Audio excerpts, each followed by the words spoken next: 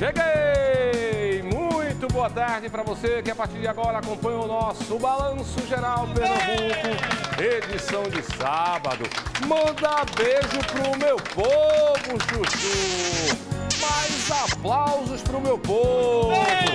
Seja muito bem-vindo, muito bem-vinda. Começo, claro, pedindo aquela licencinha para entrar na sua casa com as principais notícias. Eu tô na calçada, tô tocando a campainha, prendo os cachorros, que eu tô entrando, deixa eles entrarem também. Um dos destaques do programa de hoje, um caso revoltante, um padrasto investigado, suspeito de estuprar a enteada de 10 anos de idade. Hoje ela tem 10 anos, só que os estupros começaram quando essa garota estava com 8 anos, ou seja, há 2 anos. Segundo as investigações, o crime vem sendo praticado. A polícia investigando também o ataque de 2 cães da raça Pitbull. Aconteceu de novo, minha gente. Uma das vítimas, uma criança de apenas 2 anos de idade. A outra vítima, o irmão dela, que tem 18. Os cães invadiram literalmente a casa dessas 2 pessoas, arrastaram o bebezinho para o quintal. O irmão viu aquilo, foi lá tentar salvar a criança e também foi vítima. E tem um detalhe, viu? Lá na comunidade, o povo diz que não é a primeira vez que os mesmos cães atacam pessoas por lá. Daqui a pouquinho eu trago a reportagem completa. Uma casa também, onde viveu o músico, o maior percussionista do mundo, Naná Vasconcelos, foi invadida por ladrões. É a casa no bairro do Rosarinho, tá? A última casa que o Naná morou. Durante a madrugada, essa desgraça aí entra na casa. Dentro dessa mala, minha gente, tinha tanta coisa valiosa, mas muita coisa valiosa. Não questão de grana, não. Questão sentimental e questão cultural. Uma delas, para você ter ideia, foi um diário que o Naná Vasconcelos escreveu quando estava no hospital pouco antes de morrer. Eu conversei com a viúva do Naná, daqui a pouco eu trago os detalhes, viu? E o vazamento de gás que provocou uma explosão no bairro do Janguem Paulista. Você vê que uma câmera chegou a filmar parte aí o momento em que há a explosão e depois o fogo tomou conta, viu? Pense no susto para esses moradores aí. Eu tenho uma reportagem já trago para você também, tá? Deixa eu já mostrar o caso de um operador de máquinas que foi assaltado e agredido quando voltava do trabalho no bairro do Coqueiral, no Recife, ó. Não basta assaltar, tem que agredir, tem que humilhar. Você vê que o cara nem, ao que parece, nem anunciou que era assalto, já chega batendo aí no cidadão. Você vê que estão 2, né? O piloto fica lá e o garupa desce e faz a parada, como eles dizem. O cara deu um tapa no rosto da vítima e pegou o celular. Você vê que uma amiga que estava junto lá, os 2 conversando, andando e tal, ela também foi roubada. Sabe o que é que ele levou dela? O lanche. É isso mesmo, você ouviu.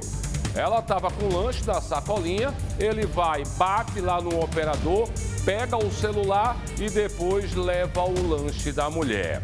O operador disse que estava com fome e os 2 foram comprar esse lanche pertinho dali, que é Cavaleiro, em Jaboatão.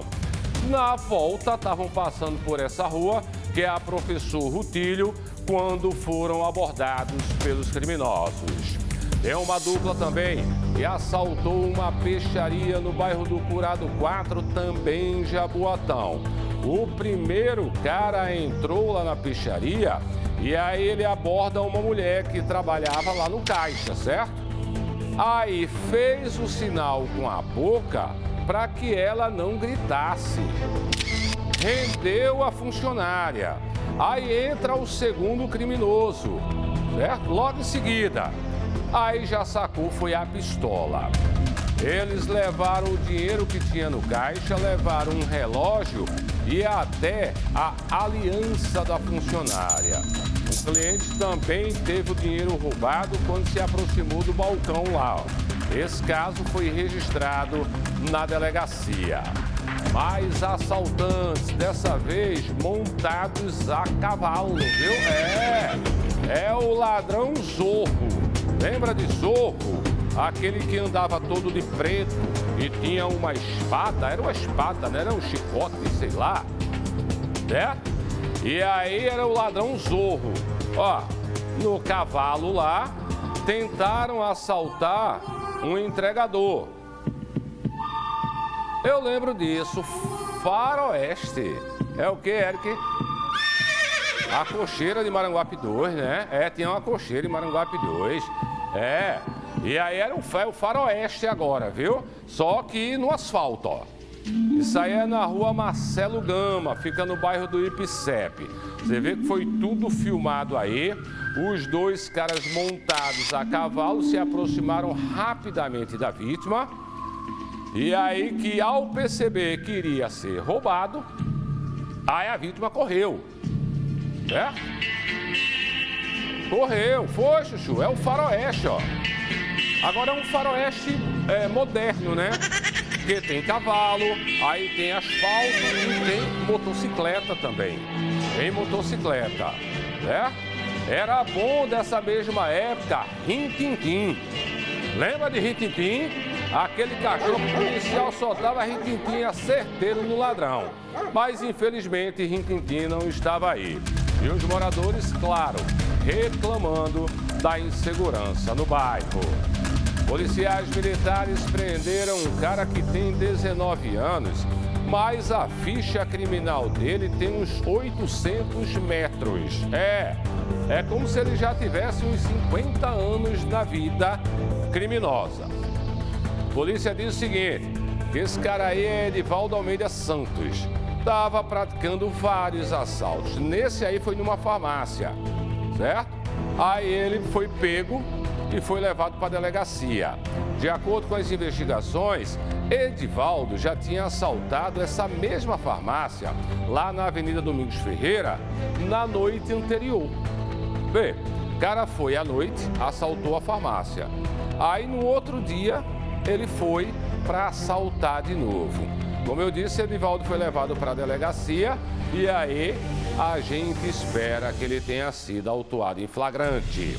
A polícia ainda não conseguiu localizar um homem filmado furtando uma igreja evangélica no bairro do Varador, em Olinda. O pastor dessa igreja é meu primo. Jerry Lourenço. Ele era lá de Salgueiro, aí veio para cá e tá como pastor nessa igreja. Até conversei com ele essa semana, depois que nós fizemos a reportagem, tá? O ladrão entrou, arrombou aí a porta e conseguiu entrar na igreja. Aí você vai vendo o seguinte, que ele vai engateando. É o ladrão... Não é gato, não. Esse é o ladrão Nenê. Nenê que engatia. Chuchu. É o ladrão Nenê. Eu nunca não sei de onde Chuchu tirou, que era um gato tá engateando. Entendeu? Aí Nenê foi engateando, foi agatinhando. Essa foi gatinhando, essa foi péssima. É melhor o Nenê. Entendeu? Que ele vai engateando lá, tá. Só que essa desgraça aí levou foi a televisão, que era usada inclusive para exibir avisos, né? E também passar lá os louvores durante as celebrações, ok? Cadê ele? Ele em pé lá, foi e levou, rapaz. Aí, esse caso é na Travessa Cruz dos Milagres. Quando Ele vai lá, ó, neném engateou, aí depois levanta, pega a televisão e foi embora, entendeu? Engateando, claro, que neném não pode correr para não cair e bater a testinha.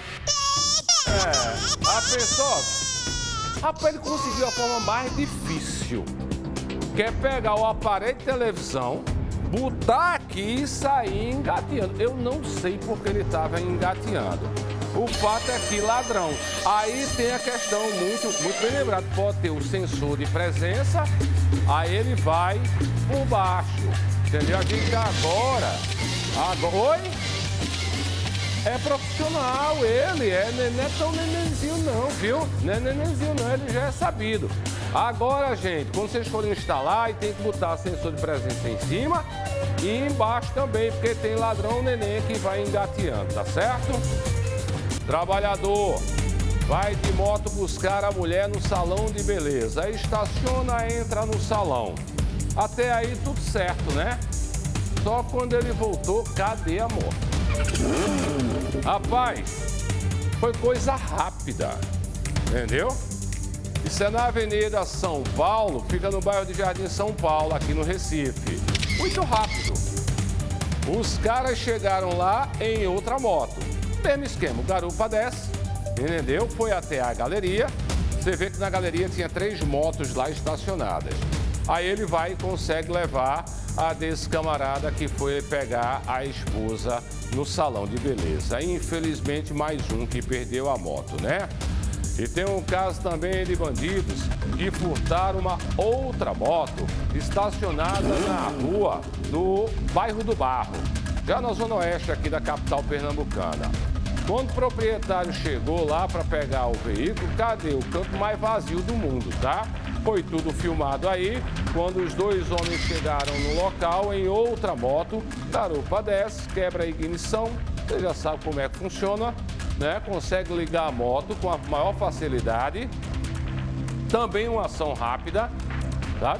Para você ter ideia, durou menos de 30 segundos. 30 segundos. Aí a gente fica se perguntando o seguinte: Barro, ali, né? É perto de Jardim São Paulo, entendeu? Será que são os mesmos caras? É que essa imagem é distante, dá nem pra gente fazer um comparativo, entendeu? Ó, aí, esse é qual? Esse é o do Barro, certo? Eu percebi que os 2 estão de camisa preta. Me dá, por favor, lá, Jardim São Paulo. Trocaram de roupa, né? Pode ser em dias diferentes e tal, mas realmente não dá para aqui a gente saber. Agora vem para cá, por favor, que eu tenho uma pergunta para fazer.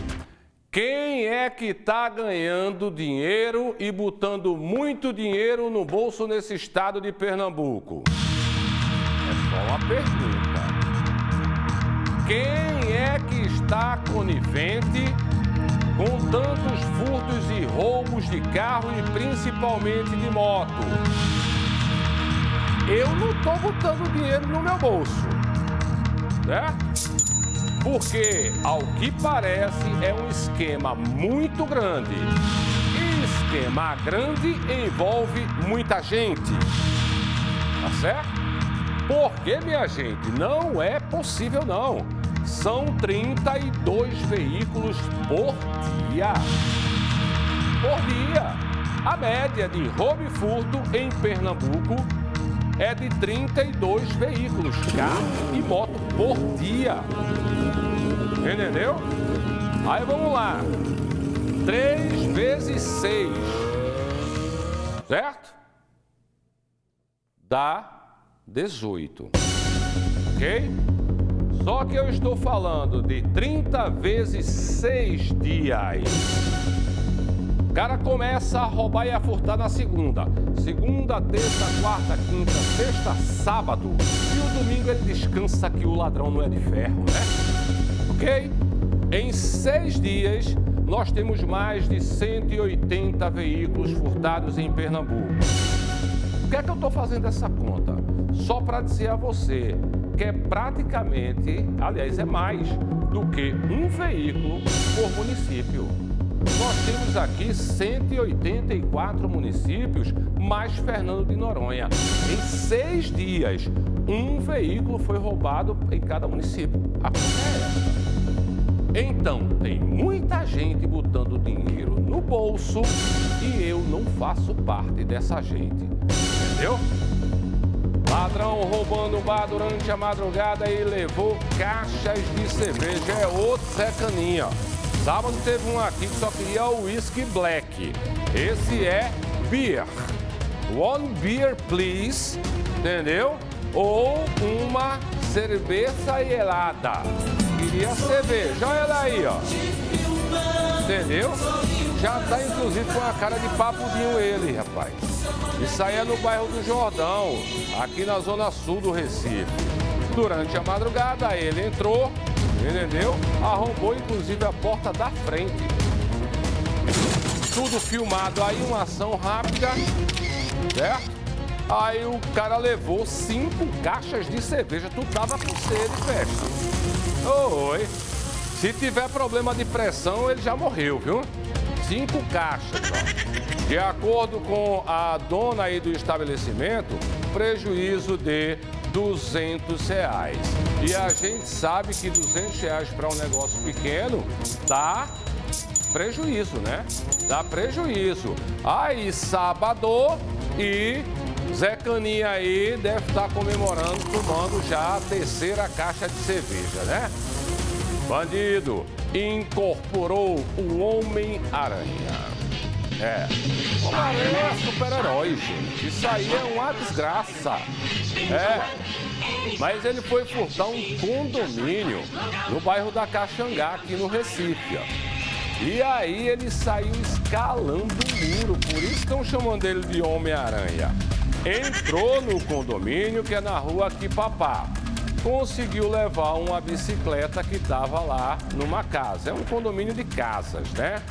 Depois ele foi até outra casa e levou uma gaiola e 4 caixas com frango congelado. Eu não sei mais o que esses caras vão levar. O que tiver, eles levam. Se entrar e tiver uma lagartixa no quintal, eu acho que eles levam. Entendeu? E até o momento ninguém sabe quem é essa desgraça aí, tá? Se tiver alguma informação, a imagem não é tão boa, né? Dá pra ver tão bem, mas quem conhece sabe. Se tiver alguma informação, dá uma ligadinha pra a polícia, pra ele voltar pra Liga da Justiça, né? 2 caminhões se envolveram em um acidente e caíram em uma ribanceira na BR-101 em Igaraçu. O negócio foi feio, viu? 2 motoristas ficaram feridos. Estavam lá passando na BR-101 e aí bateram, caíram lá. Um deles conseguiu sair sozinho da ribanceira, aliás, do caminhão. Ele recebeu atendimento e foi socorrido para uma unidade de saúde pelo SAMU. O outro motorista, ele foi retirado das ferragens pelo Corpo de Bombeiros e também foi levado de helicóptero pela Polícia Rodoviária Federal e o SAMU para o Hospital Miguel Arraes, em Paulista. O caminhão transportava areia e o outro cilindros vazios de cloro. O de areia a gente sabe que é peso, viu? Tem bicha dessa aí que é as truncadas de 9 toneladas, né? 12 toneladas e a areia pesa, viu? Mas graças a Deus os 2 estão bem. Moradores denunciando que por causa de uma obra, vários acidentes estão acontecendo na rua Rio Maranhão, no bairro do Iticepe, aqui no Recife. Um deles foi filmado por uma câmera de segurança, ó. Tá vendo? Não só um, vários, ó. E aí eles dizem o seguinte, que isso é por conta da falta de sinalização. Tá tendo a obra, ó, e não houve sinalização adequada, tá? A gente vai entrar em contato com a prefeitura aí do Recife para saber se a gente se é de responsabilidade da prefeitura e o que é que pode ser feito aí para evitar esses acidentes, tá? Por enquanto, motorista, você faz o seguinte, vai cruzar uma rua aí, custa nada, para. Ah, mas eu estou na preferencial, dá uma paradinha. Porque quando tem obra, o trânsito a gente sabe como é que é, né? Então deixa de ser preferencial, dá uma paradinha, olha, tal. Melhor assim do que correr o risco de um acidente, tá? E no desespero para escapar de um assalto, uma motorista perdeu o controle do carro, bateu contra um poste e provocou um grande apagão no bairro dos Torrões, aqui no Recife. Saia na rua Epaminondas Cristóvão de Oliveira. Com a batida, 3 postes foram derrubados e outros 2 foram danificados. O bairro ficou completamente sem energia. A motorista, ela sofreu escoriações, foi levada para um hospital. Testemunhas disseram que ela estava visivelmente abalada, tá certo? Você vê o carro dela como ficou aí após a batida. E não é para menos, uma insegurança danada. A pessoa está lá dirigindo, percebe que vai ser assaltada, tenta fugir. Não é nem reagir. Ah, fulano reagiu. Não, é o instinto de tentar fugir para não ser mais uma vítima dos bandidos, tá? E teve um outro acidente entre um carro e uma moto que deixou 2 pessoas feridas na bomba do Emetério aqui no Recife. Os 2 homens ficaram feridos, os 2 estavam na moto. O carro seguia no sentido Alto Santa Terezinha. Foi uma lapada danada, viu? A moto estava no sentido contrário, indo para o Arruda. O motorista do carro, ele não se feriu.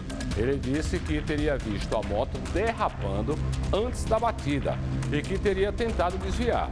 O motociclista, ele foi socorrido pelo SAMU, estava se queixando de dores e também tinha arranhões nas costas. O garupa teria sido arremessado e se queixava de não sentir as pernas. E, meu Deus, espero que não tenha sido grave, viu?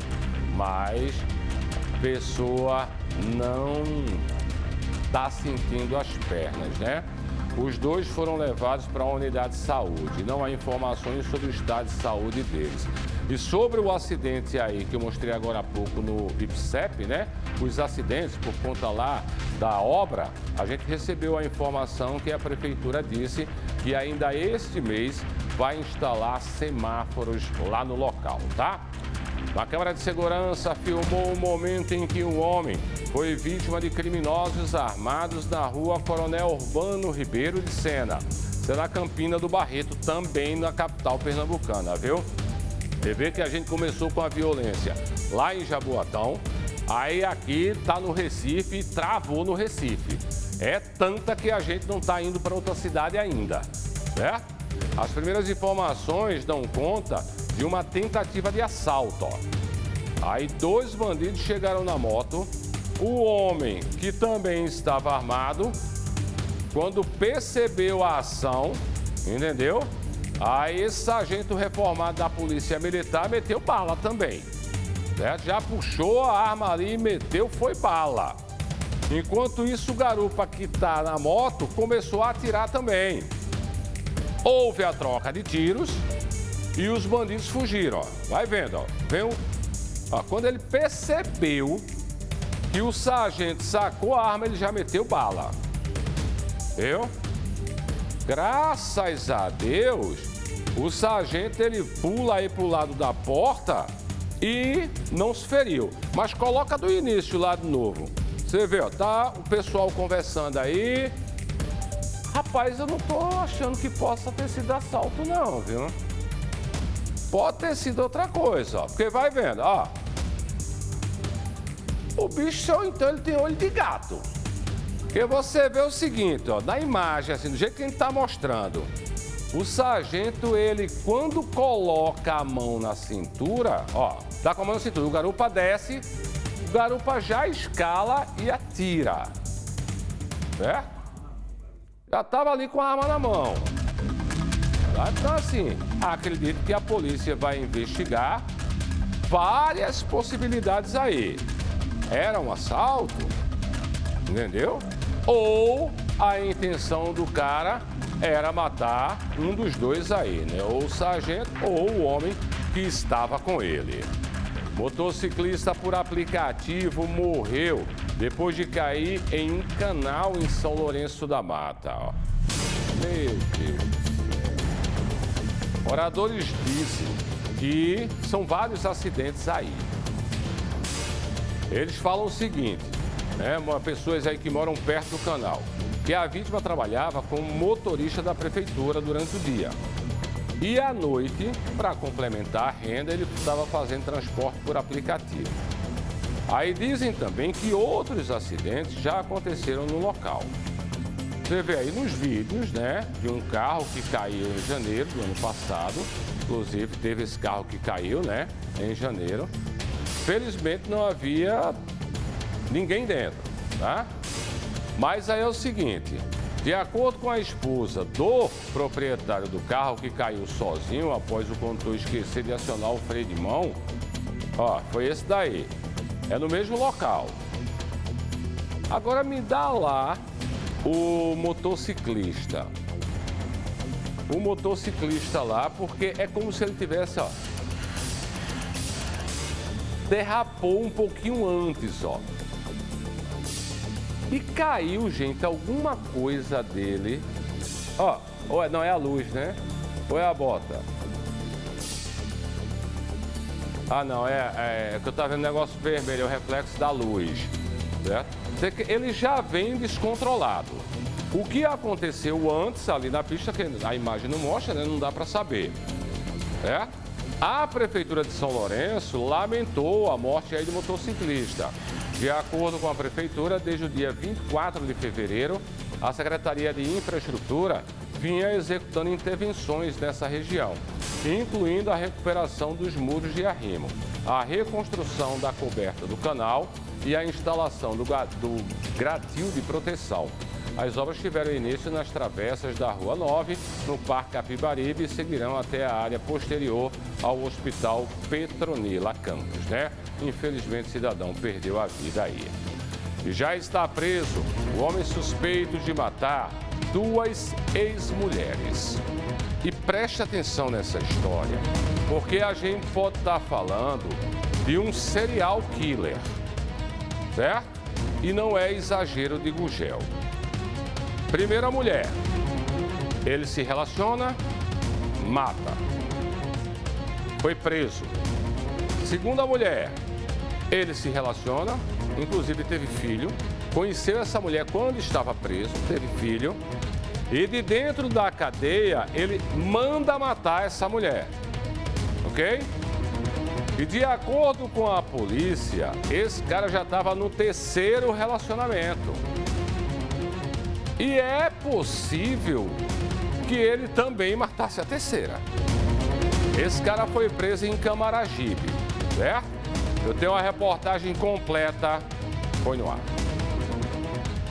A prisão ocorreu em uma casa, no bairro Santana, em Camaragibe, região metropolitana do Recife. Valdeilson Luiz de Souza, de 40 anos, é apontado como autor de 2 feminicídios. A gente recebeu essa denúncia de que essa pessoa foragida da justiça estava lá no bairro de Santana. Então, passamos a apurar a denúncia e realmente conseguimos encontrá-lo. Só que ele usava um documento falso e ficou gritando como se estivesse sendo vítima de abuso de autoridade. Mas aí ele acabou admitindo, dizendo que encontrou esse documento e colocou a foto dele. É uma identidade que ele colocou a foto por cima, tirou uma xerox e plastificou. Então, ele acabou sendo autuado pela falsidade de documento público e nós conseguimos dar cumprimento a 2 mandados de prisão que existiam contra ele. Um de recaptura da 2ª Vara de Execuções Penais e um de prisão preventiva da 2ª Vara do Júri de Jaboatão. Delegado Joel Venâncio, abraço, viu? Conheço há muito tempo, esse aí é bem competente também, viu? Aí ele diz o seguinte ainda, que o primeiro crime foi em 2009. A vítima é identificada como Alcione Alves Pedrosa, ela foi morta a tiros, como eu te falei. Aí o Valdeilson, ele ainda passou por cima do corpo dela várias vezes com um carro. Deu tiro e ainda ficou passando com um carro por cima dela. Foi preso na época em flagrante. E na cadeia é que, segundo a polícia, ele mandou matar a segunda. Vê aí, ó. Na cadeia, conheceu a segunda vítima, Jessicele Maria da Silva. Ela foi morta a tiros em maio de 2013, no bairro de Sucupira, em Jaboatão. De acordo com as investigações, a mando de Valdeilson. Essa mulher foi visitar o irmão que estava preso, eles se conheceram lá, passaram a ter um relacionamento, ela teve uma filha dele e ele se desentendeu com ela e mandou 2 pessoas que estavam na rua efetuar esse homicídio. Então ele não se importa com os próprios filhos. Então quando ele quer extravasar a raiva dele, a violência dele, ele não se importa com as consequências. Valdeilson fugiu da cadeia há 8 anos, durante uma saída temporária. Ele foi localizado graças a uma denúncia anônima realizada na ouvidoria da Secretaria de Defesa Social. Recentemente, Valdeilson estava em um relacionamento, mas a ex-companheira deixou o local com medo de perder a vida, de acordo com os vizinhos. Por usar uma identidade falsa, ele também vai responder por falsidade ideológica. Ele foi encaminhado para o Cotel para cumprir o restante da pena e para responder pelo 2º feminicídio. Ou deixa preso, inclusive o delegado botou meio que uma observação nesse sentido, tá? Ou deixa preso, ele vai matar a 3ª, vai matar a 4ª, vai matar a 5ª. É o que o viúvo negro é. É a viúva negra, né, que mata seus parceiros, né? Sabe? Esse cara deve odiar a mulher. Que mata a primeira, aí manda matar a 2ª, entendeu? Ou deixa preso, ou ele vai continuar a saga aí matando outras mulheres, tá? O vazamento de gás provocou uma explosão no bairro do Janga, em Paulista. Olha só, isso é o momento da explosão, tá vendo? Vamos aí, ó. De acordo com a Defesa Civil, a explosão destruiu parte de um condomínio de 6 apartamentos. Fica na rua Manuel Herculano Pessoa. Segundo o Corpo de Bombeiros, 7 viaturas foram enviadas para o local. Um adolescente de 15 anos que estava em um dos apartamentos ficou ferido. Ele foi levado por um vizinho para o Hospital Miguel Arraes, em Paulista. Depois, foi transferido para o Hospital da Restauração. Ainda de acordo com a Defesa Civil, o imóvel, né, onde ocorreu isso aí, é localizado no 1º andar e o térreo foram interditados, ou seja, 2 apartamentos interditados. Os demais precisam ser desocupados temporariamente para reparos no forro de gesso e também na parte elétrica. Gás, minha gente, é uma bomba que você tem dentro de casa. Então, olha, não tenha pirangagem, tá? Eu sei que às vezes o cara fica meio com pirangagem, está apertado também, mas uma coisa que você não deve relaxar nunca é a mangueira nova, sempre ali no prazo de validade, o registro também, dia desse eu troquei o lá de casa, então o registro também, e sempre quando for trocar, olhar direitinho se está com vazamento, não está, sem falar, claro, das bocas do fogão, ter sempre essa atenção, porque o gás ele vai vazando, vai indo para o chão. Quando você menos espera, acender uma lâmpada, vem a explosão e destrói tudo. Nesse caso aí, graças a Deus, danos materiais, com exceção do menino aí que se feriu, tá? O incêndio também destruiu uma casa no bairro de Santo Amaro, aqui no Recife. Assim que o fogo começou, a fumaça podia ser vista de vários pontos do bairro, tá? Ó, você vê as imagens aí distante, o pessoal, que danado é isso, que danado é isso? Aí descobriu-se que era um incêndio. A casa atingida fica aí na Avenida Agamenon Magalhães, ali na via local da Agamenon, certo? O fogo se espalhou por toda a residência e ficou inclusive com a estrutura comprometida. Parte do teto cedeu. 2 paredes caíram e atingiram a casa ao lado. Os moradores não se feriram porque saíram do local minutos antes. Ainda não se sabe o que é que provocou o fogo, tá? E o telhado de mais uma escola desabou. Dessa vez foi em Aliança, na zona da Mata Norte. A escola é municipal, Valfredo Pessoa de Melo, fica no distrito de Caueiras, na área rural da cidade. De acordo com a Prefeitura de Aliança, o local tinha acabado de passar por uma reforma. O desabamento aconteceu após o horário escolar e, graças a Deus, não houve feridos. Mas vai imaginando essa escola cheia na hora da aula, tá? Divide, por favor, a tela comigo, porque eu quero mandar um aviso para os deputados estaduais de Pernambuco e para deputados federais e senadores que representam Pernambuco. Afinal de contas, Vossas Excelências são os nossos legítimos representantes, né? Olha, minha gente, em Aliança, aqui no interior de Pernambuco, caiu o teto de uma escola. E deve ter caído porque a escola deve estar passando por problema de infraestrutura, tá certo? Aí Vossa Excelência pegue parte dos 50 bilhões de reais, eu falei 50 bilhões de reais, que foram reservados para as emendas parlamentares de Vossas Excelências e mande para a escola de Aliança. Afinal de contas, a Aliança também tem eleitor. Mora gente lá, tem crianças que estudam. Vossas Excelências, eu estou falando isso porque esta semana foi votado pelo Congresso Nacional que representa esta nação o orçamento para 2026.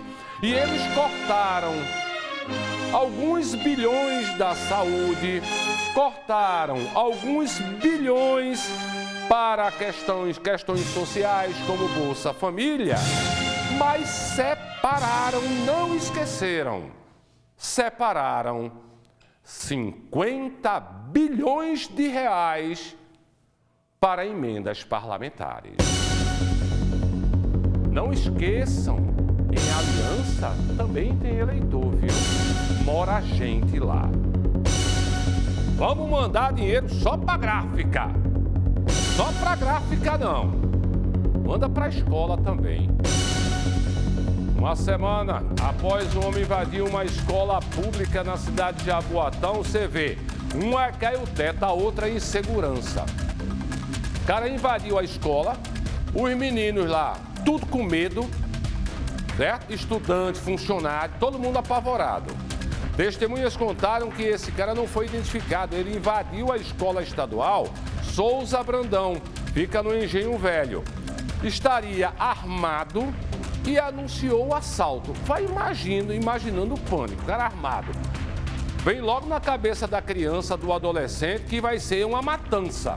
Feito nós já tivemos aí em algumas unidades educacionais. Aí começa a gritaria.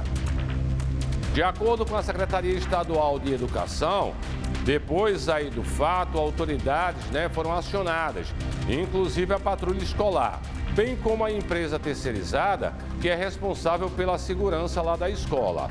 Em nota, o órgão informou que não houve danos à integridade física dos estudantes, professores e funcionários. O homem ainda não foi localizado.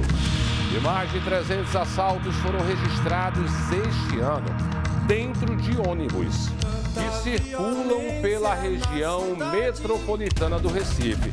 Eu vou falar com Edson Gomes, Chuchu, para ele mudar a letra e botar tanta violência nesse Brasil, porque antigamente era uma cidade específica, era um bairro específico, hoje é em tudo que é canto. Você vê mais de 300 assaltos a ônibus. Nós estamos em janeiro, fevereiro, março. Nem acabou março. Ou seja, dá mais de... Vamos lá, arredondando, não tem nem 100 dias de ano.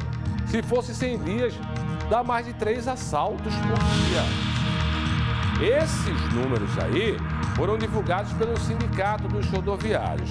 Além de assaltos, tem outros casos de violência que vêm tirando sossego aí de motoristas e passageiros. Essa semana, por exemplo, o motorista de um ônibus, ele quase foi atingido por uma pedra enorme. Olha aí onde bateu, ó. A pedra foi arremessada por um motociclista, certo? Você vê que ela ficou presa ali, ó, no para-brisa. Aí o ônibus, ele estava passando ali no bairro de Águas Compridas, em Olinda. O sindicato apurou que o cara jogou a pedra, certo? Porque ele estava com a mulher na garupa, uma passageira, e ela queria entrar no ônibus. Fora da parada e o motorista não parou. Vê que coisa de gente doida. Eu aqui na moto com a mulher aqui, o ônibus passando e eu bibi, para. Aí o motorista não ouviu, não sei se viu, se não ouviu. Aí continua lá, tá fora da parada, o cara vai e joga uma pedra. Entendeu? Isso é um rinoceronte débil mental. Entendeu? Aí logo depois que ele jogou a pedra, né? Aí o motorista, meu Deus do céu, vou morrer aqui. Vê só que parada. Aí você vê, é um negócio desse, só tem um pobre do motorista. Agora pergunta se pagam 40% a ele, porque ele dirige, aí ele é cobrador, ele é segurança, entendeu? É segurança, mas ele só recebe como motorista mesmo. Pensa numa categoria que hoje em dia está sofrendo, viu? Mas fique tranquilo, motorista de ônibus, o seu patrão, ele está bombado, cada vez mais. Vai imaginando o que ele economizou na folha de pagamento da empresa, hein? Aí todo mundo que faz parte do consórcio Grande Recife diz, menino, isso é muito ruim, isso dá um prejuízo, meus ônibus tudo se acabando, a estrada ruim, menino, é muito buraco, tá? Tem linha que é prejuízo. Só que Zé Mané aqui, o Gelzinho sabe que o governo ele paga. A linha que dá lucro, ok, ninguém devolve nada para o governo. A linha que dá lucro é toda dele, do empresário. A linha que não dá lucro, o governo do estado subsidia. Entendeu? Vai lá e dá o dinheiro, complementa, para o empresário não ficar no prejuízo. E agora é o seguinte, o sindicato diz que é 300, né? São 300 assaltos. Eu acho que tem bem mais. Porque é o seguinte, o motorista ele é orientado a só vai para a delegacia se levar dinheiro do ônibus. Se o cara entrar e roubar o passageiro, a empresa não foi vítima. Segue o jogo. Caiu, foi um toque involuntário. Segue o jogo, entendeu? Então eu tenho certeza que esse número pode ser ainda maior, certo? Como nesse caso, por exemplo, o cara assaltou um ônibus, entendeu? Assaltou e assaltou valendo. Ele está foragido ainda. Lá no Espinheiro, aqui no Recife, certo? Passageiros e motoristas viveram inclusive momentos de terror. A motorista, desculpa. As vítimas foram ameaçadas, cara, com facas. E todo mundo obrigado a entregar tudo, tá certo? Criminoso contou com o apoio de uma comparsa. O ladrão e a comparsa. Será que é um casal unido no crime? Será? Cadê o facão? Eu tenho medo dessa faca de açougue, essa de Cabo Branco, meu amigo. Isso faz... Peixeira. É peixeira mesmo, isso aí. É muito usado em açougue. E tava ele e a mulher lá, a comparsa. Levaram tudo de todo mundo. Eu tenho uma reportagem completa. Foi no ar. O ônibus fazia a linha Jardim Brasil Joana Bezerra Encruzilhada. Segundo informações do motorista, a mulher e o homem embarcaram no terminal integrado de Joana Bezerra e na altura do Hospital dos Servidores, no bairro do Espinheiro, anunciaram o assalto. E às 1h da tarde, eles esperaram os passageiros subir na estação Joana Bezerra. Após subirem todos os passageiros, eles entraram por últimos, pularam a catraca. Quando eu cheguei no Hospital dos Servidores, eles acionaram o assalto, já tinha tomado 2 bolsas de passageiros. Foi na hora que teve a gritaria, o desespero dos passageiros. Abre a porta, motorista, abre a porta, motorista. Aí eu, sem ação, abri as portas e eles saíram correndo. Por azar deles, vinha uma viatura atrás do ônibus. Foi que deu suporte e conseguiu deter um dos meliantes e eles todos os dois com a faca. Nós conversamos com algumas vítimas desse assalto aí. Uma delas contou que por muito pouco não levou uma facada. Vê aí, ó. Essas duas vítimas tiveram as bolsas levadas pelos assaltantes. Elas contaram que ficaram assustadas com tamanha violência utilizada pela dupla. E aí ela tirou a faca muito grande, e disse: se você não me der a bolsa, eu vou enfiar a faca em você. E aí depois entreguei logo a ela e saí de perto. E aí ela começou a gritar, dizendo que se a gente gritasse, ela ia enfiar a faca em todo mundo, tudinho, e foi aquela agonia. Eu estava sentada atrás, naquela cadeira alta, e de repente eu ouvi um barulho. E aí quando eu vi, eles já estavam com as facas em cima de mim, pedindo minha bolsa. Aí, como a minha bolsa estava difícil de sair, ela ia me esfaquear, só que tinha um rapaz lá atrás que começou a gritar e dizer: abre, abre, abre, e tenha calma aí. A minha bolsa saiu e eles pegaram minha bolsa, pegaram da outra amiga, e eu só vi as facas, assim, o cara ficou atrás e o outro ficou na minha frente, eu não podia nem sair. A colega que entregou a bolsa saiu correndo, mas eu fiquei lá presa, refém deles, até o motorista abrir a porta e eles saírem correndo. A mulher foi presa em flagrante e encaminhada para a central de plantões. O comparsa dela conseguiu fugir. As 3 facas utilizadas pela dupla no assalto foram apreendidas, além dos pertences das vítimas recuperados. Colocaram a faca no rodoviário. Tá ali 2 vítimas ali, estado de choque. Levaram bolsa, levaram o celular, levaram a renda, levaram tudo. Não pode ficar do jeito que está.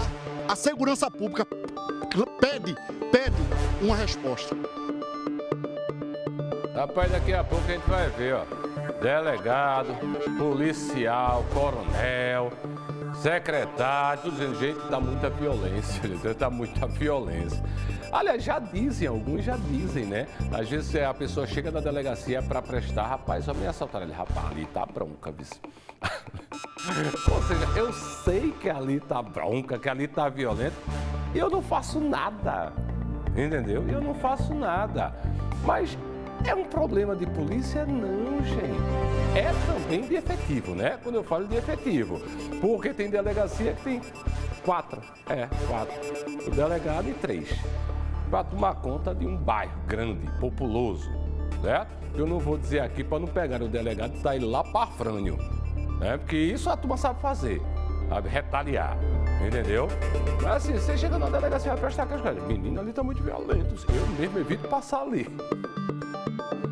Imagina tu, baixinho, sabe?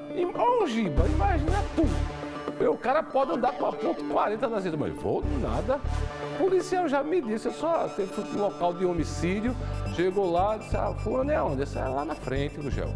Eu disse: pô, e aí, tem alguém de vocês lá? Tem nada, o Xavier é sinistro isso. Eu disse: aí, dá pra gente ir, né? Ele disse: não, vai lá, eu não vou, não, é perigoso que só.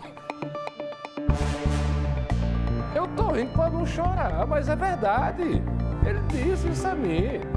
E tem uma hora que ele disse: uma finge que me paga, eu finge que eu trabalho. E assim, como diz o ditado, né? Caminha a humanidade, né? Rapaz, a casa onde o músico Naná Vasconcelos morou, a última casa que ele morou no bairro do Rosarinho, aqui no Recife, foi invadida por essa desgraça aí que você tá vendo, ó, durante a madrugada. Eu fiquei tão arretado, rapaz. Essa semana eu conversei com Patrícia, que é a viúva de Naná, entendeu? Assim, reencontrei, porque eu conheço Naná, conhecia Naná muito bem, conheci Patrícia. Lá no bairro do Janga, a gente tem uma quadra de vôlei lá na praia, e era na frente da casa de Naná. A casa era de Naná, depois ele vendeu para Russo, aquele que foi jogador da seleção brasileira, jogou pelo Vasco também. Russo depois pegou amizade lá, e a gente chegava, Naná sempre tirava muita onda quando ele estava no final de semana lá. É só: na outra é a minha, a gente jogando vôlei, na outra é a minha, só que nunca chegava dele, sabe? Aí ele ficava lá em... Como era o nome dele? Esqueci, rapaz. Gente boa. Ailton, tinha uma barraquinha lá de praia, ele ficava lá tomando chá de boldo, né, tal. Naná gostava muito de chá de capim santo. Aí só toma chá, baixinho. Esse baixinho é muito maldoso, sabe? Aí um calor danado, a gente, chá de boldo, aí Naná, um Cachado, Capim Santo. Para mim, um cara extremamente humilde. Ele tem a qualidade que eu mais admiro numa pessoa. O maior percussionista da história do mundo, o maior percussionista do mundo foi considerado. O cara era um mágico na percussão. Mas o que eu mais admirava nele era a humildade, entendeu? Tranquilo, super gente boa. E fiquei muito triste. Triste pelo que aconteceu, porque essa desgraça aí levou uma mesinha de som, levou também algumas louças, né, que Patrícia usava lá para jantares, almoços especiais, tal, ele levou. Agora, dentro dessa mala aí, tinha um monte de coisa valiosa que, graças a Deus, ele não sabia e não levou. Porque não é valor de grana, é valor sentimental, entendeu? E é valor histórico. Para você ter ideia, aí tinha um documento lá que Naná ele se tornou cidadão americano, entendeu? Ganhou a cidadania americana. Tinha manuscritos dele e Patrícia me falou, tinha um diário que ele escreveu quando estava no hospital, que ele passou alguns dias ainda hospitalizado antes de morrer. E ele escreveu um diário lá. Para você ter ideia, a Patrícia está juntando tudo isso para todo o acervo dele, para tentar fazer um museu, colocar em algum espaço dedicado à memória de Naná Vasconcelos. Essa casa aí, ela está tendo só custo de manter essa casa, porque ela tem a esperança que a prefeitura, que o governo do estado possa, sei lá, tombar, não sei qual é o termo que usa, para colocar ali como espaço Naná Vasconcelos. Certo? Esse cara, gente, ele foi muito importante para a cultura, para a música brasileira, entendeu? Aí, de acordo com a família, essa casa está lá, mantida, mas já faz 9 anos e até agora não houve nenhum interesse, ninguém falou nada, tal. Aí ela fez o seguinte, por exemplo, eu até tirei uma foto ontem, postei no meu Instagram, com essa foto aí, ele estava tomando banho de praia em Boa Viagem. Boa Viagem. Onde a gente se conheceu foi na praia lá do Janga, né? Aí a gente tirou uma foto aí com Patrícia. Tá? Então é muito importante que a prefeitura, o governo do estado possa fazer alguma coisa para manter esse acervo de Naná Vasconcelos vivo, né? Pronto, ele aí, ó, abertura do carnaval no Marco Zero. E ele, como é que se diz? Comandando dezenas de maracatus. Entendeu? Era o maestro lá e todo mundo se arrepiava na abertura do carnaval. Quem já viu, quem lembra, sabe o quanto era bonito isso aí. Então, ó, faço um apelo aqui à prefeitura, ao governo do estado, entendeu? Para que a gente possa fazer alguma coisa para que esse acervo dele não vire lixo. Porque amanhã ou depois, se não for cuidado, vai virar lixo, tá? E 2 caras foram presos após furtar uma igreja católica no bairro do Pina, aqui no Recife. É mais uma igreja, teve a do meu primo, né? Aí essa é outra, ó. Meu primo é pastor, esse daí é padre, né? Que essa aí é católica. Pode excomungar os caras, viu? Excomungue tudinho, viu? A polícia, de acordo com a polícia, o objetivo era trocar o produto do furto pelo quê? Arroz, feijão, macarrão. Não. Cesta básica? É só se for a cesta da boca de fumo. Né? Porque tem a cesta básica da boca de fumo que vem $3 de maconha e 4. Ele queria era pedra de crack, essa desgraça, rapaz. Entendeu? Você vê que foi tudo filmado aí por câmeras de segurança. Ó. Os 2 caras passando lá, carregando a condensadora de ar-condicionado da igreja. A polícia conseguiu encontrar o de camisa preta horas depois. Ele estava em casa, ou seja, saí, trabalhei e vim para casa descansar. Um homem que teria comprado a condensadora do ladrão também foi autuado pelo crime de receptação. Muito bem, Polícia Militar e Polícia Civil. Tem que pegar o receptor, que é muito bom, o receptador. Em Boa Viagem, por exemplo, o delegado começou a dar em cima, a turma levava portão de alumínio inteiro, levava para o ferro velho, os caras compravam. Aí depois a polícia começou a bater, o cara do ferro velho disse, não, eu só compro agora se ele já vier partido, porque não tem como identificar, entendeu? Então tem que pegar também quem compra para ver se acaba com essa safadeza, né? Socorrista foi abordado por assaltantes quando entrava de carro na garagem da casa dele. Vamos para o bairro de São Martim. Foi tudo filmado por uma câmera de segurança, rua Itaquari. De acordo com a vítima, um dos criminosos estava armado, mas teria se assustado. O trabalhador foi pegar os pertences para entregar para o assaltante e aí ele saiu correndo. Eu acho que ele estava doidão, viu? Você vê aí que um segundo homem também aparece correndo. Estaria dando cobertura ao comparsa, tá? E uma mulher teve a bicicleta furtada de casa no bairro da Madalena. Também foi filmado esse crime, viu? O ladrão foi, pulou o muro, entendeu?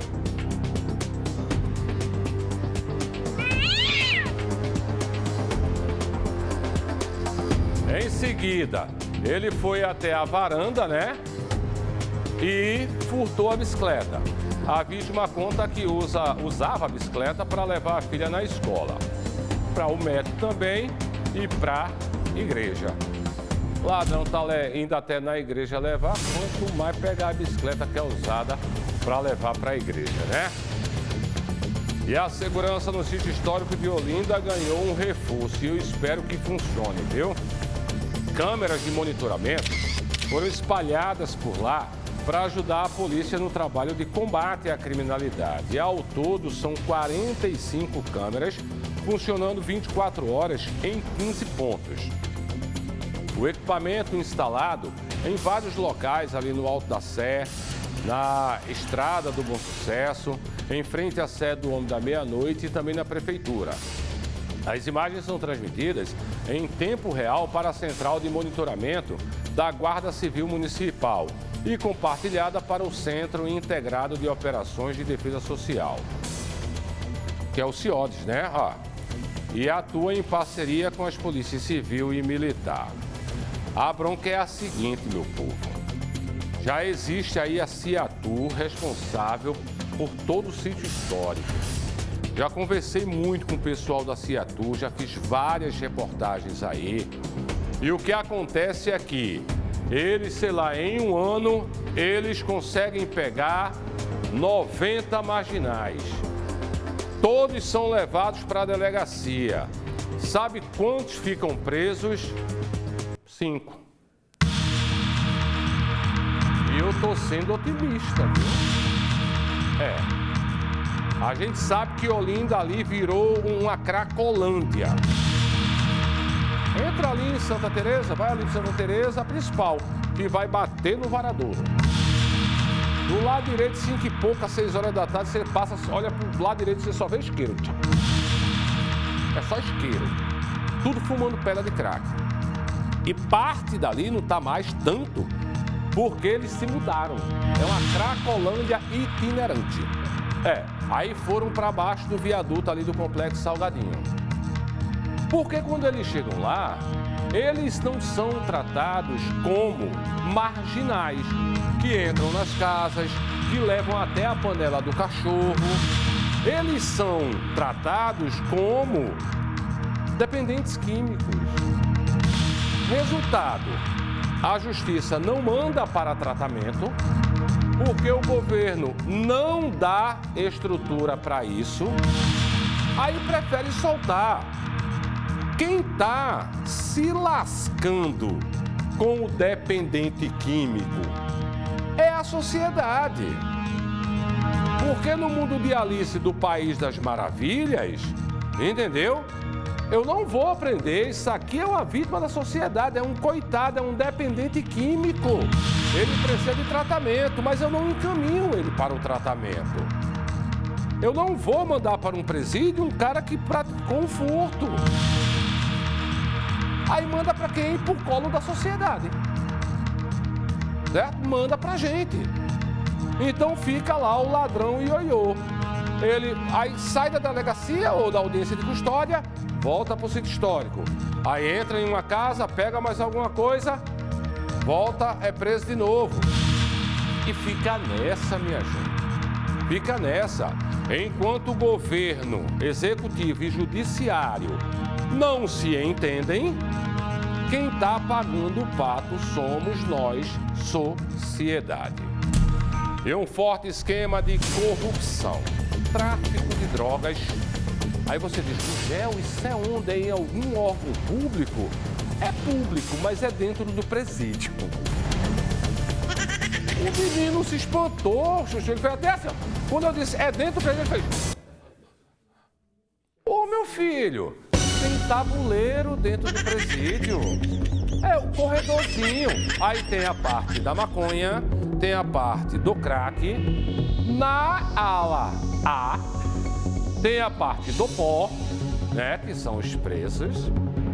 Gente, corrupção, tráfico de drogas, aluguel de cela. Aluguel de cela. Se tem dinheiro, você tem frigobar, televisão, som. Viu não em Igaraçu? Galera, só na boate lá, ó, tinha jogo de luz. Jogo de luz. Aí o cara diz, tais em tal boate. Ele disse, não, pô, tô aqui no pavilhão J de Igaraçu. Porque ele tá conversando pelo celular iPhone. Entendeu? Que só bloqueia do lado de fora. Os moradores não conseguem fazer uma ligação. Mas dentro pega tinino. Vê se... Toda essa safadeza que eu estou falando para você está no relatório que foi feito pelo Ministério Público Federal. Entendeu? Inclusive repassou para a Polícia Federal para tentar acabar a farra em algumas unidades prisionais de Pernambuco. Eu mesmo fui conversar com a Procuradora da República aqui em Pernambuco. Acompanha no ar.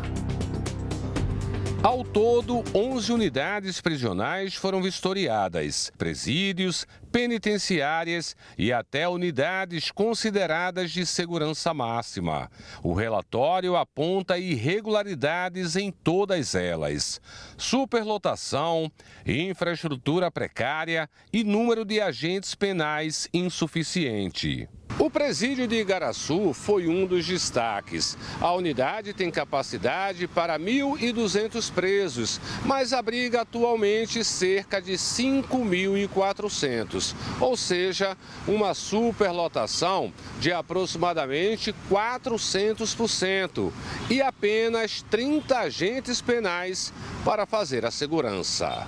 Na unidade também foram observados casos de corrupção, tráfico de drogas e ainda a existência da figura dos chamados chaveiros. O caso emblemático é o caso de Igaraçu, 5.400 detentos para 30 policiais penais. Não é? 30 policiais penais não conseguem gerir 5.400 pessoas. Então, o que que isso acarreta? Acarreta a continuação da criminalidade dentro dessas próprias unidades.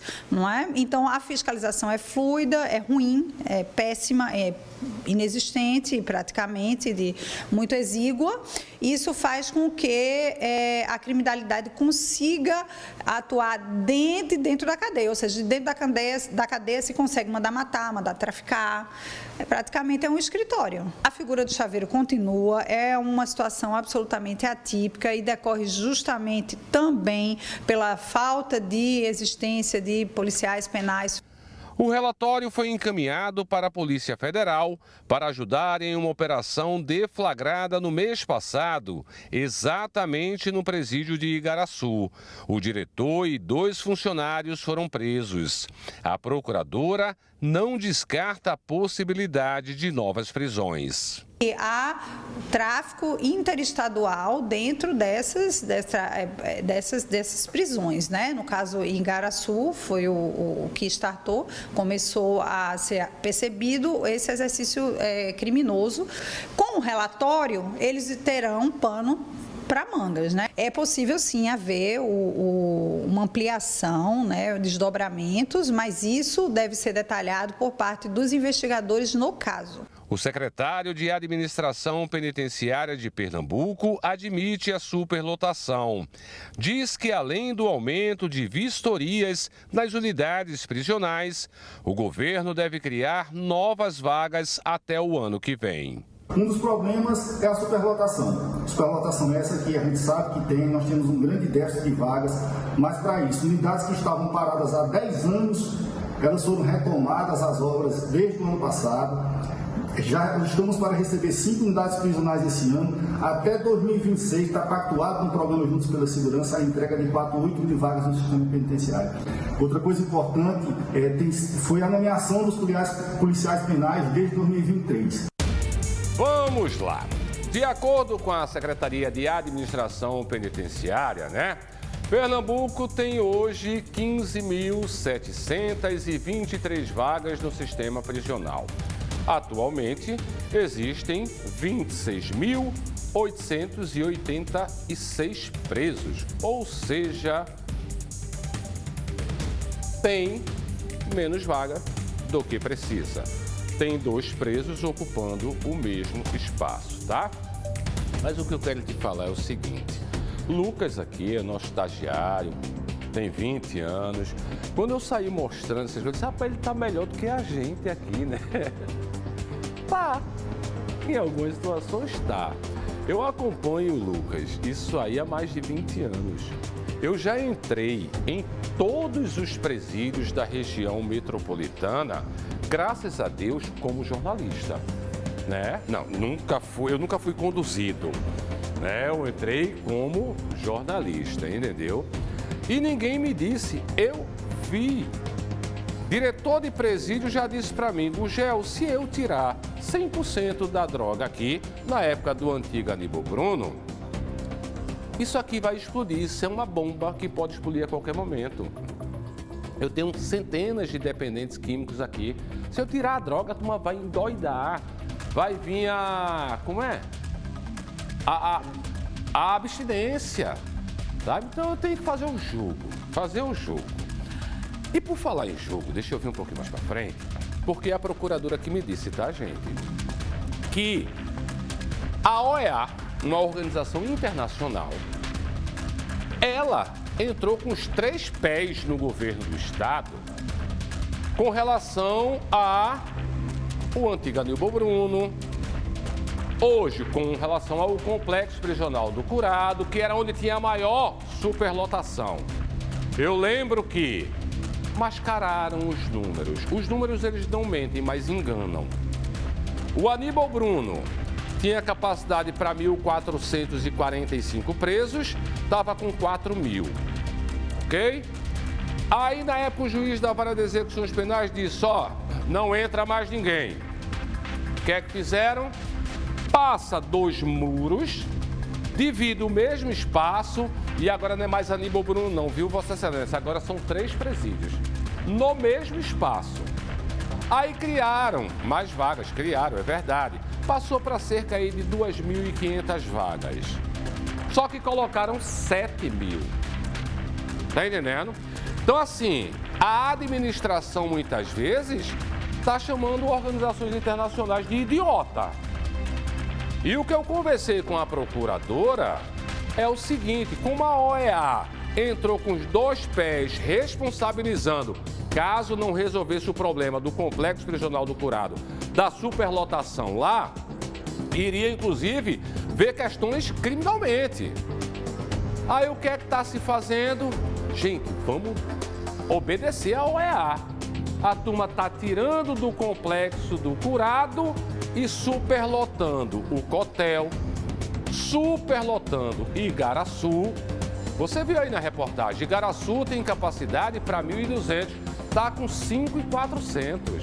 Ou seja, estão fazendo a transferência de presos para dizer, olha como está legal agora o complexo. Cumprir todas as normas. Aí quando a OEA for para o Cotel, for para Igaraçu, aí eles jogam de novo para o complexo. E vai ficar nesse jogo, gente. Para você ter ideia, o Cotel, ele é um centro de triagem que a pessoa foi presa, flagrante, vai para lá. A audiência de custódia vai para lá. E fica lá por um tempo. Aí tem um procedimento de processo, ele pode ir para um presídio e, se condenado, aí sim ele vai para uma penitenciária, que é a Barreto Campelo. Tem gente condenada no Cotel. Entendeu? Então, assim, tá fazendo esse joguinho. Joga para lá, puxa para cá e vai para acolá. Por que é que a gente não entrega o sistema penitenciário à iniciativa privada? Eu tenho certeza absoluta que vai ter interessado. O último dado que eu tenho, sabe quanto custava um preso, e faz um tempinho, viu? R$2.000 por mês. R$2.000 por mês. Certo? E o que é o presídio é isso aí que você vê. Entendeu? A zona é tudo quebrado, nada presta, nada funciona. Se o processo é para ressocializar, não vai. Não vai. Então entrega a iniciativa privada, já que o Estado provou há décadas que é incapacitado, não tem competência de gerir bem um sistema prisional, tá? Você tem alguma sugestão de reportagem? Manda pra gente pelo nosso WhatsApp, tá?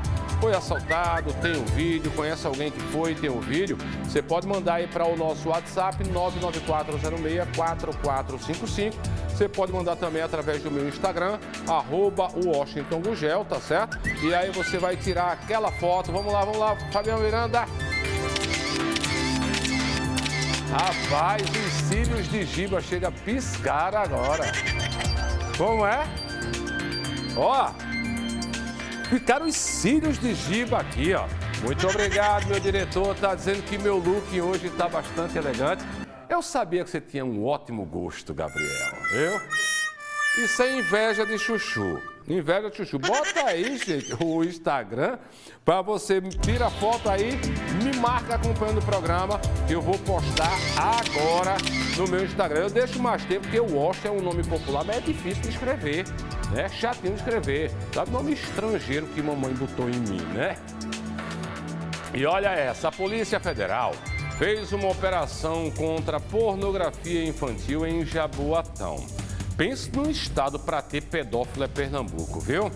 O nome da operação, Inocência Roubada. Visa combater o armazenamento e compartilhamento de material com pornografia infantil, né? Na internet.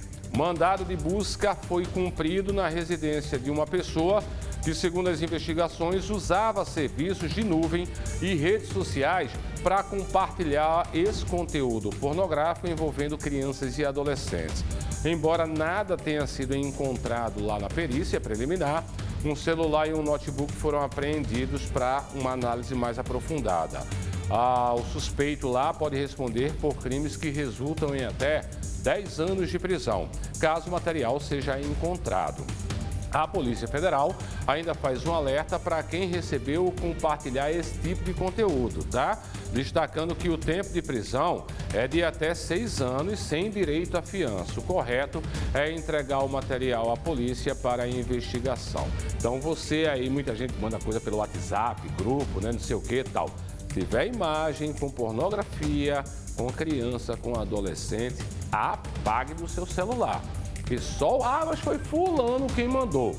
Para a polícia, aí, tá no seu celular, você é o responsável. Apague, se quiser, denuncie, procure a polícia, vai lá e denuncia. Mas só o fato de estar no seu celular já é um crime, que é o armazenar. E se você compartilhar, está cometendo mais um crime. Fica a dica aí do amigo Gugel, para você que é de bem não se prejudicar, porque alguém mandou num grupo, tá certo? E outra história envolvendo questão sexual. A Polícia Civil de Pernambuco está investigando um caso de estupro de vulnerável. É contra uma criança de 10 anos de idade. Isso foi em Carpina, cidade da Mata Norte do estado. Os abusos ocorriam há 2 anos, pelo menos. E quem é o suspeito é o padrasto dessa menina. Eu tenho uma reportagem, acompanhe no ar. Esse caso foi registrado em Carpina, na zona da Mata Norte de Pernambuco. A gente veio até a cidade para conversar com o pai da vítima, uma criança de apenas 10 anos. A menina mora com a mãe e a mãe tinha um relacionamento de mais ou menos uns 6 anos com um novo marido. Sendo que ela mesma, a mãe, já vinha sofrendo violência doméstica há muito tempo. E é aquele ciclo de violência que a gente conhece bem. A ameaça, a pessoa fica ali em uma situação que não consegue pedir ajuda a ninguém. Então, a mãe da criança já vinha sendo espancada também, sofria ameaças, inclusive com a arma de fogo que ele tinha dentro de casa. E por conta desse ciclo de violência e de medo, ela não conseguia fazer a denúncia. E nesse cenário de violência doméstica, a menina de 10 anos acabou ficando também vulnerável. É que, de acordo agora com os relatos que foram levantados pela Polícia Civil, a menina vinha sofrendo abusos há mais ou menos uns 2 anos. O pai, que também pegava a filha, em alguns dias da semana, a avó paterna, que também convivia, vinham percebendo ali algumas mudanças de comportamento, principalmente em relação à forma como ela reagia, porque ela sempre foi uma menina tranquila, calma, e de uns tempos para cá ela estava muito nervosa, chorosa, e acontecia de, no meio da noite, pedir para ir para a casa do pai. Então, por conta desses relatos, o pai começou a levantar essa suspeita, a conversar com a mãe da filha, e ela, então, foi tomando coragem para pedir ajuda. Até que na semana retrasada, ela pediu ajuda ao pastor da igreja que ela frequenta e esse pastor prontamente foi até a casa dela, resgatou, mãe e filha e orientou, incentivou para que ela procurasse a polícia e foi o que ela fez. O caso foi registrado em um boletim de ocorrência, tanto a violência doméstica quanto o estupro de vulnerável.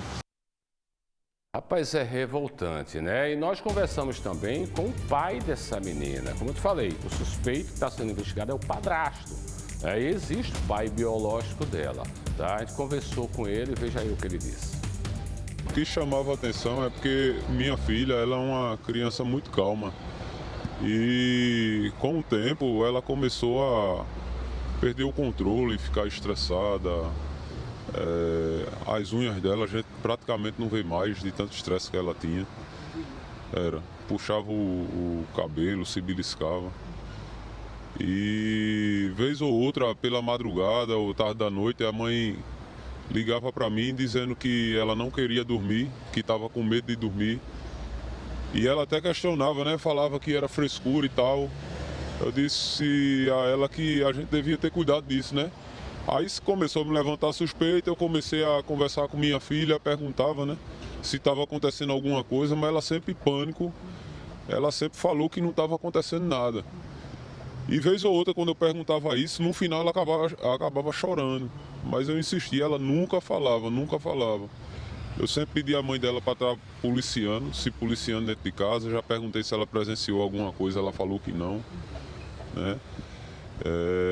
Como você disse aí, isso já vem acontecendo há mais de 2 anos. Aí a gente conseguiu mobilizar a polícia, pegou ele, levou para a delegacia de plantão. E lá a gente foi conduzido para o Instituto de Criminalística, onde foi feito uma avaliação lá com a minha filha, Foi encaminhado o laudo para a delegacia lá, ele já foi direto para o xadrez e depois ele foi solto porque não foi lavrado o flagrante dele. Continua solto, Isso é o mais revoltante, A família, inclusive, está sendo acompanhada por um advogado que já conseguiu uma medida protetiva para a mãe e também para a menina. Veja aí.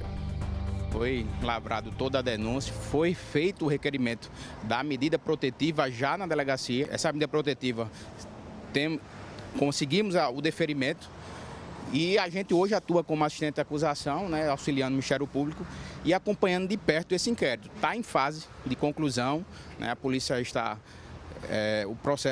o inquérito policial, que é a fase pré-processual, está muito avançada, a gente já coletou muitas provas, O processo é em sigilo, a gente não pode trazer muitas informações, mas a gente está confiantemente que as provas que estão no inquérito policial estão robustas, A gente espera que o Ministério Público receba a conclusão desse inquérito, E proceda com a denúncia para que realmente o acusado seja comprovando, porque há indícios suficientes de autoria e materialidade e que caso realmente haja essa denúncia, ele consiga, a lei possa ser aplicada e esse acusado seja severamente punido. Em nota, a Polícia Civil informou que a delegacia daqui de Carpina está responsável pela investigação do caso até a conclusão. Eu volto com você no estúdio. Obrigado, Jaque. Essa semana, o ministro Ricardo Lewandowski, o da Justiça, disse que a Justiça muitas vezes solta, é obrigada a soltar, porque, em outras palavras, a polícia prende mal. Certo? O que é que ele quis dizer com isso? Que muitas vezes, no âmbito policial, não há provas suficientes para que a justiça receba aquele inquérito, vire processo e aí possa condenar, entendeu? É por isso que é muito importante o que o advogado estava dizendo aí, ó, juntar, pegar o máximo de prova possível, que é para que não se haja dúvida. Porque o cara que faz isso com a criança com 8 anos de idade, porque começou quando ela tinha 8 anos de idade, entendeu? Isso aí não merece estar entre nós. E aí você entenda como você quiser o não estar entre nós, tá? Prestou depoimento à polícia esta semana o dono dos cães da raça Pitbull, que atacaram dois irmãos, no bairro do Curado. Um mais novo tem 2 aninhos. Aí os cães entraram na casa, puxaram a criança, o Ícaro, para fora e começaram a atacar. Aí o irmão dele, Cauã, que tem 18 anos, foi lá, também foi mordido. E na comunidade, todo mundo diz que esses cachorros aí, eles já morderam, atacaram outras pessoas, entendeu? Não foi a primeira vez, não, certo? O mais novo sofreu ferimentos mais graves, entendeu? Eu estive lá e conversei com a mãe desses 2 garotos, veja o que ela disse.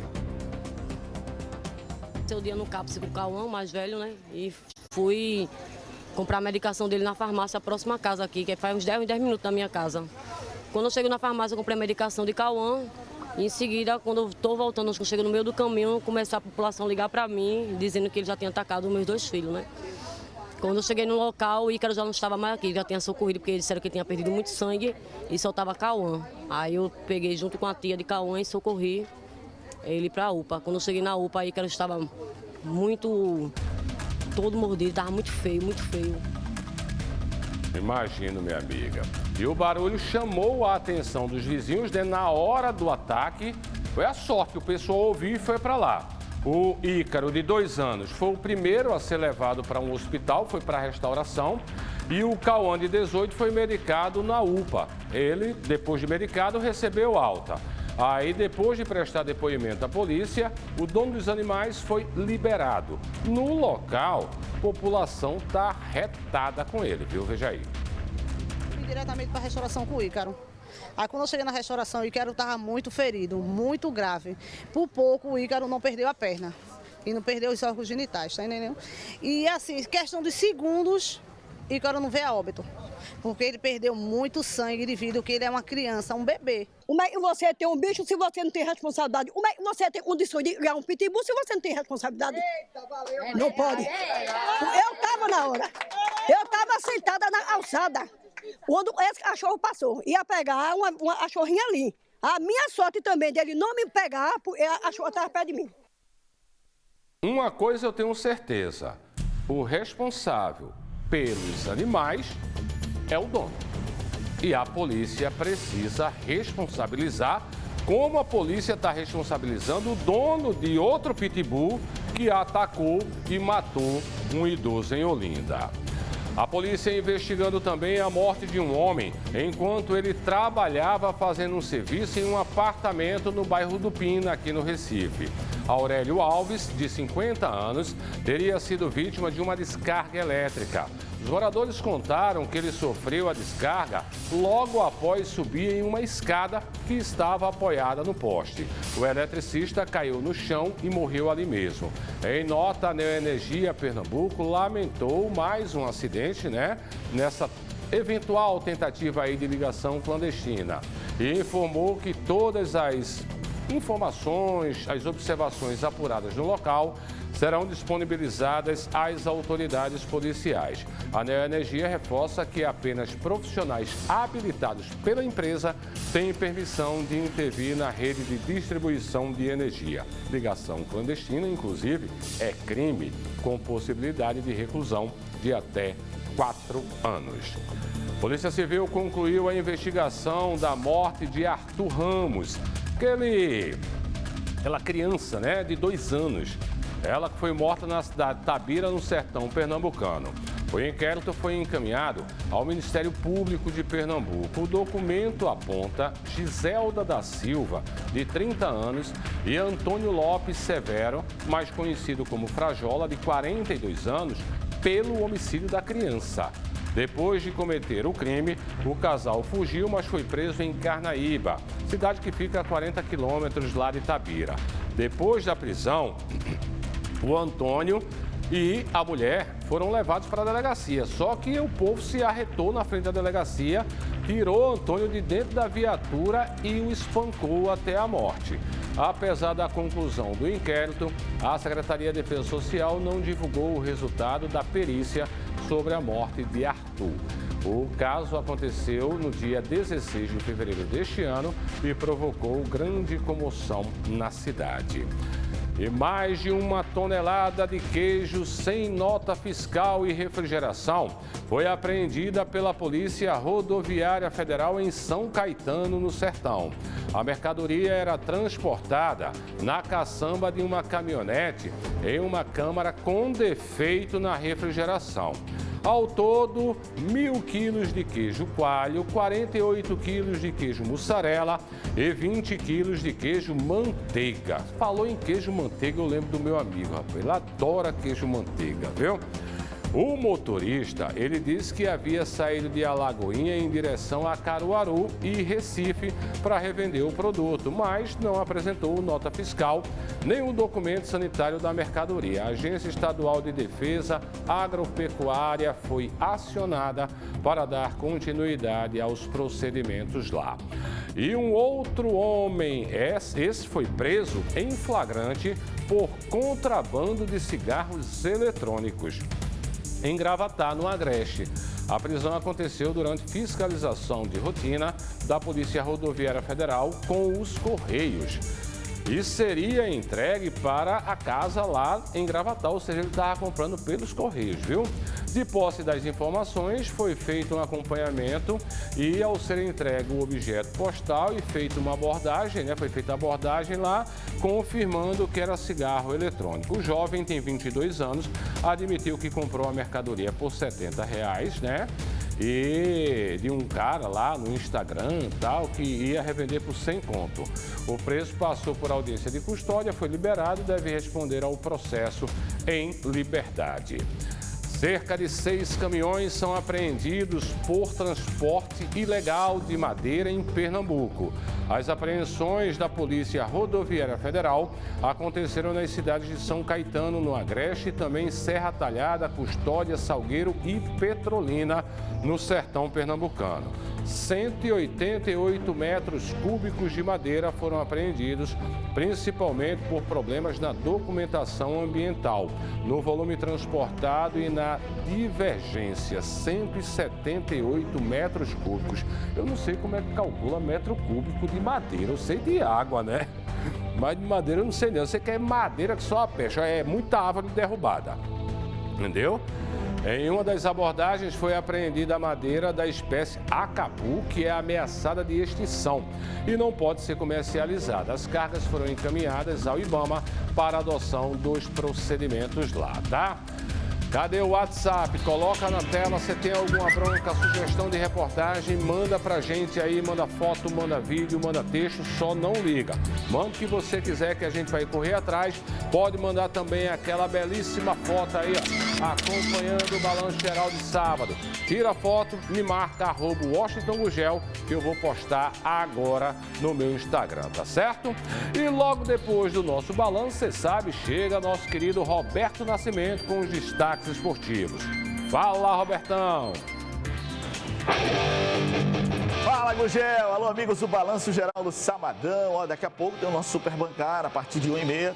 A gente chega com tudo da decisão do Campeonato Pernambucano, o esporte retrô esporte, tem o Santa, tem o Náutico, tem a convidada especial, Júlia Ferreira, influência, torcedora do esporte, né?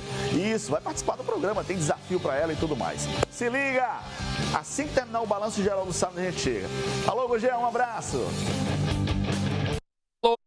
Atenção, craque de bola. E ainda hoje no programa eu vou mostrar o Sindicato dos Gráficos no bairro de Santo Amaro, aqui no Recife, rapaz, está sendo vítima de arrombamento direto, ó.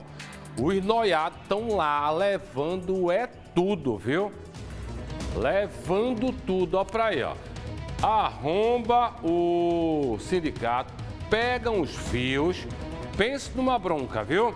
Trago já pra você, agora vem pra cá, porque ameaças de busca e apreensão e ligações de cobrança tiram você do sério, né? Conheça então a Invicta Assessoria. É a maior negociadora de dívidas do Nordeste. A Invicta reduz em 70%, 80% e até 90% as suas dívidas. Vá por mim.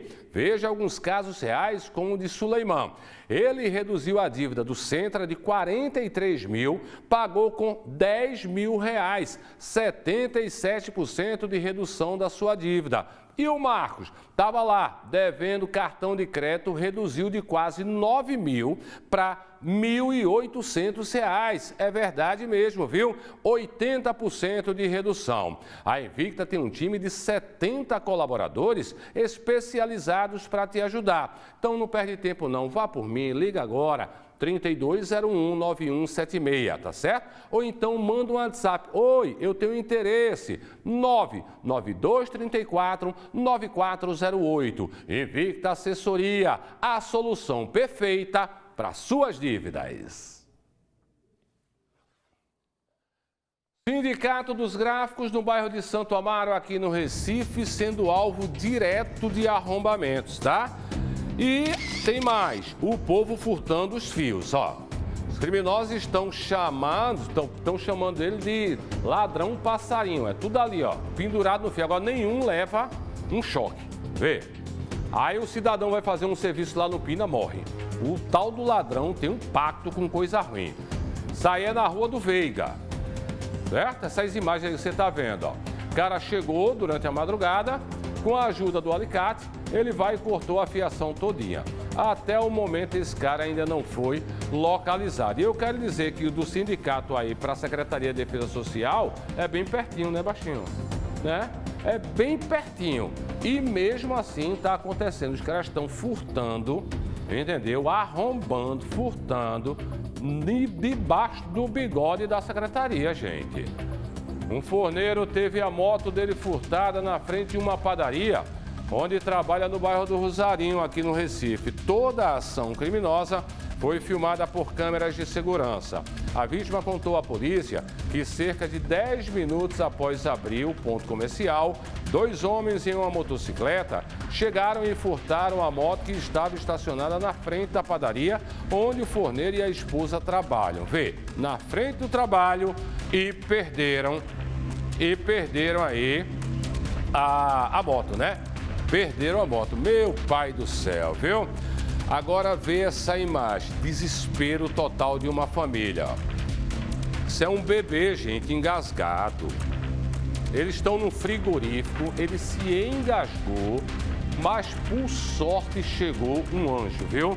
E salvou a vida dessa criança. Eu tenho uma reportagem, trago já para você.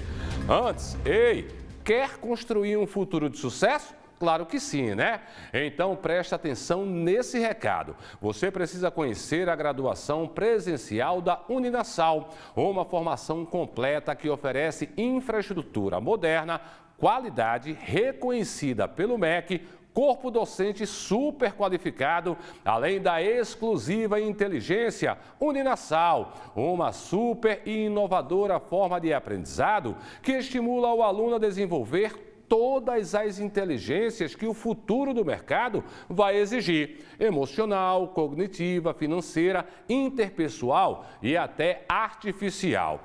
É tanto diferencial que fica fácil entender, porque 80% dos alunos formados pela Uninasal estão empregados, né não? Não fique parado, prepare-se você também para o mercado de trabalho e esteja um passo à frente do futuro. Inscreva-se agora mesmo, uninasal.edu.br e aproveite o mês do consumidor. Consulte o regulamento no site e venha descobrir a inteligência Uninasal. Essa eu assino embaixo, viu? Eita, rapaz, o desespero de mãe, de pai, dentro de um frigorífico, bebê engasgado. Mas o resultado eu vou te dizer, teve um final feliz. Vou trazer todos os detalhes já já. Só toma uma aguinha, daqui a pouco eu tô de volta.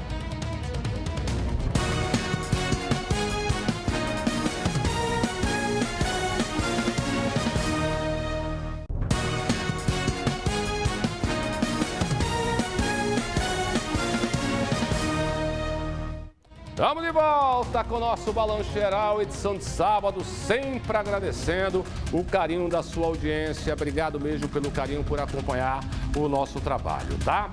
E deixa eu trazer essa imagem, rapaz, qualquer pai e mãe fica desesperado, ó.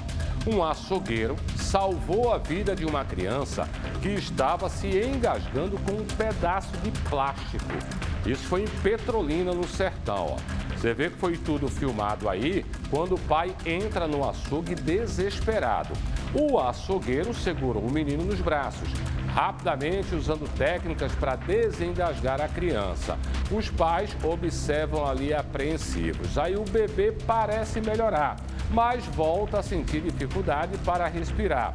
E a manobra é repetida até ele jogar fora, botar para fora aquele pedaço de plástico. O caso reforça aí a importância de conhecer os procedimentos corretos para engasgo, né? Como a manobra de Heimlich. A turma bota esse número que acha bonito, né? Que é usado pelo açougueiro para salvar a criança. Porque eles fazem aqui, né? Nessa altura aqui, tá? E quando é adulto, pega-se por trás e pressiona, que é para a pessoa expelir, viu? Baixinho, qual é a boa de hoje? Ninguém vai encher o bucho só com torresmo. É almoço. Giba, giba, giba. É, menino, é criativo, viu? Dobradinha. Dali, Eric. Caranguejo. Caranguejo, né? E tu, Lucas? Olha, cuscuz. Tu não vem com banana flambada de novo, não, né? Peixe adorei. Peixe adorei. Esse menino é refinado, viu? Eu vou, sabe de quê? Sardinha com tomate, pimentão e cebola. Eu vou embora. Cheiro do coração, ficar com Deus até sábado. Tchau. Torresmo, olha. Menino.